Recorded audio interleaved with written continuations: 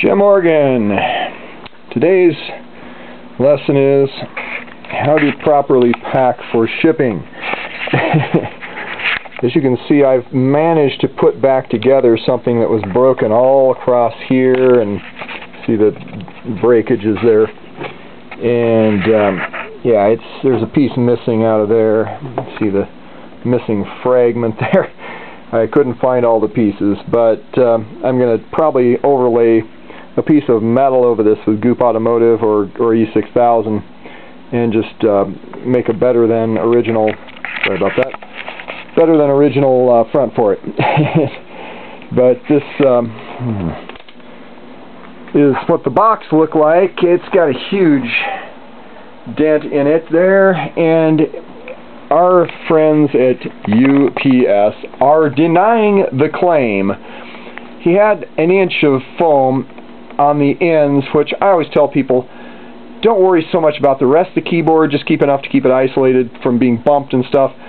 You know, but if it pancakes on the floor, the force gets distributed over a wider area. If it drops on the end, the whole momentum of the keyboard crushes and breaks the end blocks.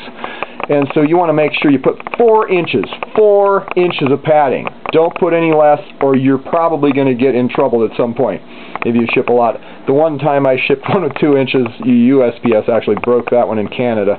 Or, I mean, whoever they go through in Canada, maybe it may have been broken here for all we know. But it got dropped pretty hard to do that, because I did have a good 2 inches of good foam there.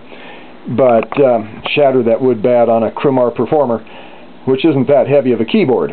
But this one, you know, it actually snapped the board in half underneath also. I just hewn it back together and tore this piece out. I put it back in, and it cracked 2 of these boards. You see here what we got is a couple notes that didn't work because the oscillators are not working, because the momentum of the coil, can you see the crack? I can see the crack. Why can't you see the crack? Okay, probably you can see it there. It runs right across here. You know, see it? Yeah, both those, the traces are broken, and the momentum of the coil just, you know, you can actually see it on top too of my eyes, but it may be tough to see in the camera. Anyway, so we got 2 cards I need to hew them back together. So minor damage there. This thing's a bit of a pain though. But you know, the thing is, even though it had just an inch plus the cardboard out on the ends, it's inside of a case, and so technically, you know, it did have adequate padding, I think, and obviously this got dropped quite a distance to actually shatter that stuff on the inside. It's too bad they have to treat things that roughly to get job satisfaction there. But anyway, and what really ticks me off is I talked to the lady online, you know, on their phone, and asked them if I were to properly pack something, and she kept, well, first she said, it's not insurance. She was trying to smoke screen the issue. And that really makes me disgusted. Why do people have to do that? They go to the school to learn how to sidetrack you and derail you. It's not insurance. And I tried to ask her, well, if you do manage to get a claim certified as authentic, what do they, and she wouldn't answer me. She kept going, looping around and saying, well, if it's packed within, blah, blah, blah, and she'd go through the whole routine, and I said, I'm not asking you that. If it is... is properly packed, and she went back into it again. I just wanted to slap her. Anyway, I know, that's not the Christian thing to do, or is it? I don't know. See, I'm thinking Jesus set up precedents, and that, no, I don't think he ever slapped anybody, probably. Okay, so I repent of wanting to slap her, even though I wish somebody who's not a Christian would know. But it's so ridiculous. They must go to school to learn how not to answer your question. It's just such a devious art form in and itself. Now, I ask her, and I finally get her to say, well, they would send you a check if it was actually certified as a valid claim. And I'm like, why did I need to know that it was any different than insurance then? Was that really material to me? But when you do pack with whoever, You know, I've had good luck with everybody pretty much myself, as long as I get over 4 inches on the ends of these things. If you put 4 inches of end padding in there, you know, and use a stratified padding, put foam on the first layer and then a layer of softer or bubble wrap or something, you know, where you've got, where if it really hits hard, it actually crushes through the softer stuff, you still have a buffer at the outside so that it kind of stops it harder there, maybe, and saves some other damage that would have happened. But yeah, 4 inches has done it for me. If you get that much on the end, any way they drop on the corner, they drop it on the end, it's going to always hit that buffer zone, unless they pancake it and, you know, they just don't drop it that way that often. But even if they do, it distributes the force over a wider surface area and you don't have as much to worry about.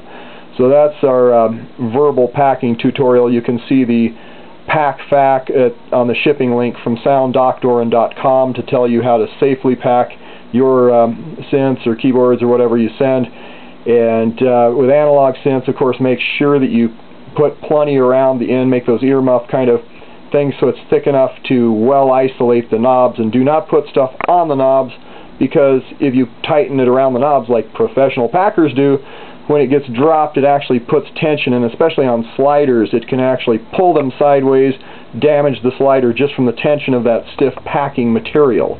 So you don't want that to happen either. So just, yeah, take my word for it, just put it around that way. I've never had a problem. I had a lady with Moog Opus 3 I sent years ago as teacher from Bakersfield, and she said it's all good when I told her to do that, and then she put hard foam against the knobs, and they were really beat up when they got here. Several got destroyed, I'm pretty convinced, by the shipping transit with that hard foam, just bam, bam, bam, banging against the knobs. Oh. It's all good. Yeah, right, it's all good when I have to work on it. Anyway, hey, I got a decent deal now. It's evaluated, and my work surely will get paid for it if I choose to sell it someday, though I love my Moog Opus 3 and I probably won't sell it. And there's the completed product. Yeah, it's kind of a cool looking organ.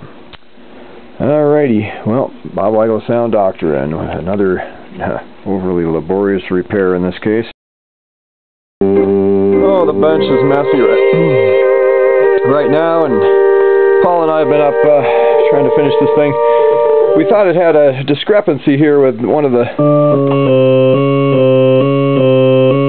more high-end harmonics on that. That apparently is a result. This is the C card. You'll see a part on here and a capacitor and a resistor that are not on the other cards. That creates a different waveform here, and I believe that's what's responsible for that, because all the dividers are working properly on it. So we even swapped in a transistor there.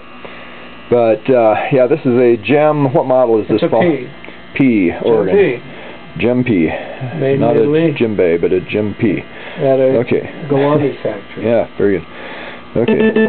Yeah, it has a pleasing set of heart tones.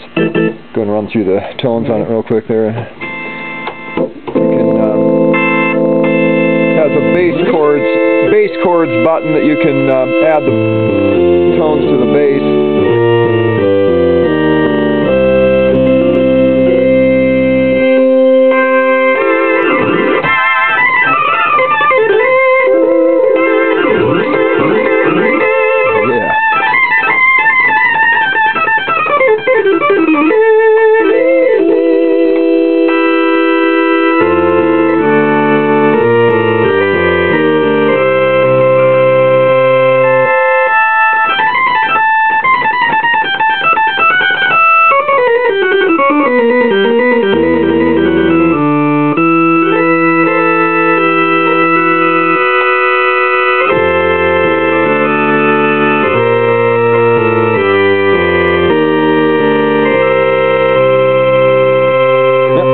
Set of bass chords there. We can throw the top on it here, and oh, it's backwards, sorry. Right.